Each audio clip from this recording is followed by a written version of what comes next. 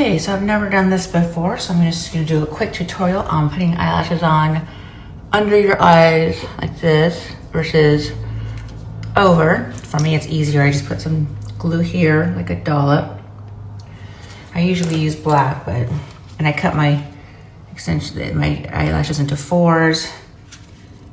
I don't use the last little bit because my eyes aren't big enough and it doesn't accommodate, but okay, so I dip it and then I just kind of tap it. I put it on my eyelashes because where I live is windy, and that way they stay on if you're on a boat or whatever.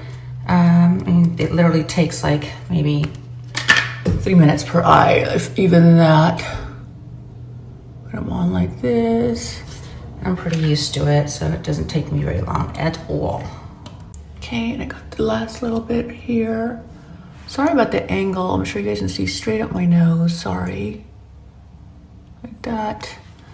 And then they pretty much stay on. You kind of go back like and go like this and kind of double tap them. I don't want to do it right now because I think they're still wet. And if you like my contact lenses, my eyes are brown. These are actually lenses. I love them. Oh, great.